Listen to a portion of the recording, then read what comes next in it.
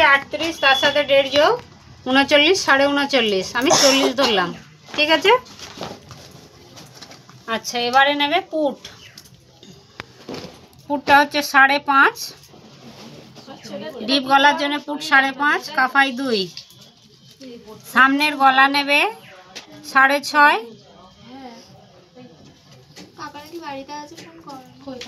পিছন গলা 7।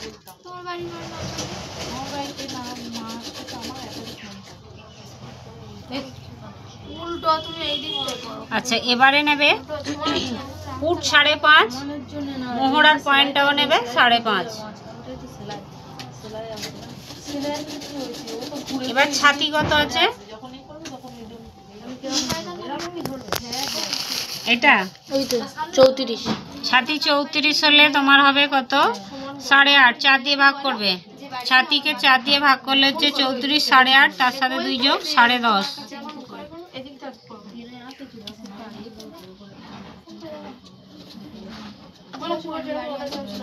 এই হলো। এবারে নেবে শেষতো। শেষতো আছে কত? 14। 14 সাথে হাফ যোগ 14.5। সাইড কাটা আছে 20, 20 সাথে হাফ যোগ 20.5। কত আছে তোমার? ঘের আছে তোমার কত? 20। ঘের যা থাকবে তাকে হাফ করে 1 যোগ। ঘের ধরো 20 হাফ 10, তার সাথে 1 যোগ 11।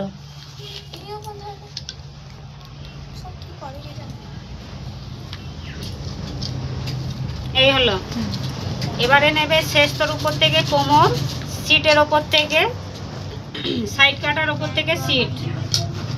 শেষতর উপর থেকে তোমার কোমর আছে কত? 30, 29। আমি ওটাকে 30 ধরে ভাগ করব। 30কে 4 দিয়ে ভাগ করলে হচ্ছে 7.5, তার সাথে 2 যোগ করলে 9.5। যেটা 1 ইঞ্চি এক্সট্রা নিয়েছিলাম 2 সুত বের করে দেবো, তাহলে 9 কোয়ার্টার হবে। এবারে নেব সিট। সিট আর পাছা প্রায় একই হয়। তোমার সিট আছে 35, 4 দিয়ে ভাগ করলে হচ্ছে তোমার 8.25, তার সাথে 1.5 যোগ 8.25, 8.10, 10 কোয়ার্টার। এবারে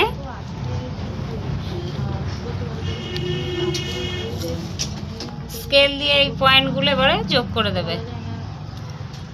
ছাতি থেকে কোমর, কোমর থেকে সিট।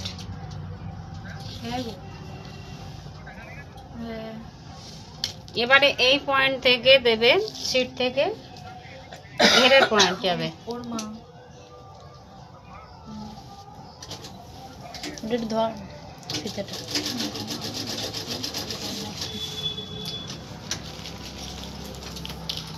এবারে এইখানটায় কোনটা ঝোলা হয় তার জন্য 1/2 ইঞ্চি ঢাল দিয়ে দেবে, ঠিক মিডিল পোর্শনে আসবে। এই হলো। এবার এখানে ক্রস দিয়ে রাখবে, এটাও ক্রস দিয়ে রাখবে। যখন কাটবে এখানে একটু করে কাট করে দেবে। এবারে নেবে মোহরার শেপটা দেবে। তোমার মোহরা আছে কত? 16।